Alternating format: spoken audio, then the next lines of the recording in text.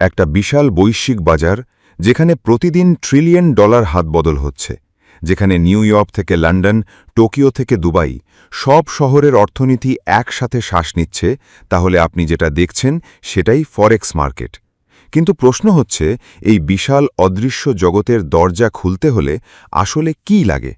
কিভাবে একজন সাধারণ মানুষ এখানে ঢুকতে পারে, আর কিভাবে শুরু থেকেই ভুল না করে টিকে থাকা যায়? এই গল্পটাই আমরা আজ ধীরে ধীরে খুলে দেখব, একদম বাস্তব তথ্য আর সহজ ভাষায়। ফরেক্স ট্রেডিং শুরু করতে প্রথমেই যে জিনিসটা লাগে সেটা কোনো জাদু নয়, কোনো বড় ডিগ্রিও নয়, বরং সবচেয়ে গুরুত্বপূর্ণ জিনিস হল বোঝার মানসিকতা। কারণ এখানে টাকা হারানো বা লাভ করা দুটোই নির্ভর করে আপনার সিদ্ধান্তের ওপর। ফরেক্স মানে হল ফরেন এক্সচেঞ্জ, অর্থাৎ এক দেশের মুদ্রা অন্য দেশের মুদ্রার সাথে বিনিময় করা। ধরুন আপনি ডলার কিনছেন, আবার ইউরো বিক্রি করছেন। এই ছোট ছোট পরিবর্তনের ভেতরেই লুকিয়ে আছে বিশাল লাভ বা ক্ষতির সম্ভাবনা। এখন যদি বাস্তবভাবে বলি, ফরেক্স শুরু করতে প্রথমে যেটা দরকার সেটা হলো একটি ইন্টারনেট সংযুক্ত ডিভাইস, যেমন মোবাইল বা কম্পিউটার। কারণ ফরেক্স পুরোপুরি অনলাইন ভিত্তিক একটি মার্কেট, যেখানে আপনি কোনো শারীরিক দোকানে যান না, বরং সফটওয়্যারের মাধ্যমে ট্রেড করেন। এরপর দরকার হয় একটি ব্রোকার অ্যাকাউন্ট। ব্রোকার হলো এমন একটি মাধ্যম যারা আপনাকে এই বৈশ্বিক মার্কেটে প্রবেশের সুযোগ দেয়। বিশ্বে অনেক ধরনের ব্রোকার আছে, যেমন মেটা ট্রেডার প্ল্যাটফর্ম ব্যবহার করা ব্রোকার, যারা আপনাকে লাইভ চার্ট, দাম পরিবর্তন আর অর্ডার প্লেস করার সুযোগ দেয়। কিন্তু এখানেই গল্প শেষ নয়, বরং শুরু।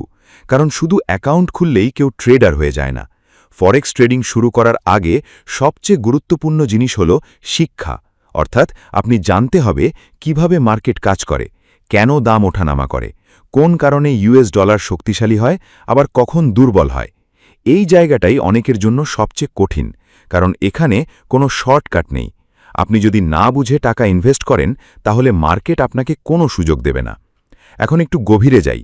ফরেক্স মার্কেট আসলে ২৪ ঘন্টা খোলা থাকে, সপ্তাহে ৫ দিন। এই সময়ের মধ্যে পৃথিবীর বিভিন্ন দেশের অর্থনৈতিক খবর, সুদের হার, রাজনৈতিক সিদ্ধান্ত, এমনকি যুদ্ধ বা প্রাকৃতিক দুর্যোগও মুদ্রার দামে প্রভাব ফেলে। তাই একজন ট্রেডারকে শুধু চার্ট দেখলেই হয় না, তাকে খবরও বুঝতে হয়, অর্থনীতি বোঝার চেষ্টা করতে হয়। অনেকেই শুরুতে এই বিষয়টা অবহেলা করে, আর সেখানেই বড় ভুল হয়ে যায়। ফরেক্স শুরু করতে আরেকটি গুরুত্বপূর্ণ জিনিস হল ডেমো অ্যাকাউন্ট। এটা এক ধরনের ভার্চুয়াল ট্রেডিং অ্যাকাউন্ট, যেখানে আপনি আসল টাকার ঝুঁকি ছাড়া প্র্যাকটিস করতে পারেন।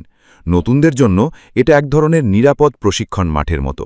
এখানে আপনি শিখবেন কিভাবে বাই অর্ডার, সেল অর্ডার দিতে হয়, কিভাবে স্টপ লস ব্যবহার করতে হয়, আর কিভাবে লাভ আর ক্ষতি নিয়ন্ত্রণ করতে হয়।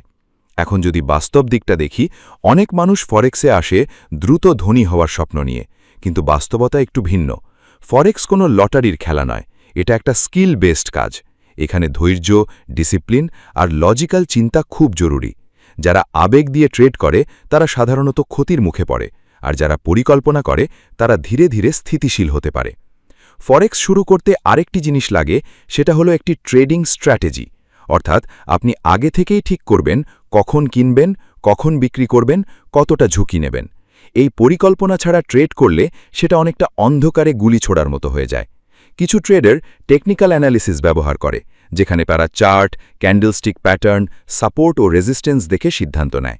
আবার কিছু ট্রেডার ফান্ডামেন্টাল অ্যানালিসিস ব্যবহার করে, যেখানে তারা অর্থনৈতিক খবর বিশ্লেষণ করে। এখন আসি সবচেয়ে গুরুত্বপূর্ণ বিষয়, যা অনেকেই বুঝতে চায় না: রিস্ক ম্যানেজমেন্ট। ফরেক্সে আপনি যত ভালোই হন না কেন, ক্ষতি হবেই।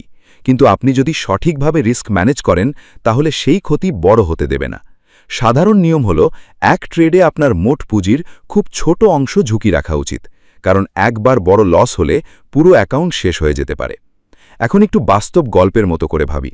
ধরুন একজন নতুন ট্রেডার আজই ফরেক্স শুরু করল। সে প্রথমে একটি ব্রোকারে অ্যাকাউন্ট খুলল, তারপর ডেমো ট্রেডিং শুরু করল। সে দেখল ইউরো আর ডলারের দাম ওঠানামা করছে। সে কিছুটা শিখল, তারপর ছোট পরিমাণে রিয়েল ট্রেড শুরু করল।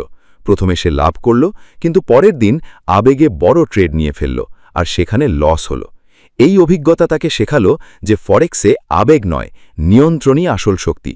ফরেক্স শুরু করতে আরেকটি গুরুত্বপূর্ণ বিষয় হল মানসিক প্রস্তুতি। কারণ এখানে প্রতিদিন আপনি লাভও দেখতে পারেন, আবার ক্ষতিও দেখতে পারেন। এই ওঠানামা সহ্য করার ক্ষমতা না থাকলে দীর্ঘ সময় টিকে থাকা কঠিন। অনেক সফল ট্রেডার বলেন ফরেক্সের 70% সাইকোলজি, 20% স্ট্র্যাটেজি আর 10% এক্সিকিউশন। এখন প্রশ্ন আসতে পারে, তাহলে কি ফরেক্স শুরু করতে অনেক টাকা লাগে? বাস্তবে না। আজকের দিনে অনেক ব্রোকার খুব কম ডিপোজিট দিয়ে শুরু করার সুযোগ দেয়। কিন্তু এখানে আসল বিষয় টাকা নয়, বরং সেই টাকা আপনি কিভাবে ব্যবহার করছেন সেটা। ছোট অ্যাকাউন্ট থেকেও শেখা সম্ভব, যদি আপনি ধীরে ধীরে এগোন। আরেকটি বিষয় হলো সময়। ফরেক্স দ্রুত ধনী হওয়ার জায়গা নয়। এটা এমন একটা স্কিল যা শিখতে সময় লাগে। কেউ কেউ মাসের পর মাস প্র্যাকটিস করে, তারপর রিয়েল মার্কেটে আসে। কেউ আবার বছরও নিয়ে ফেলে।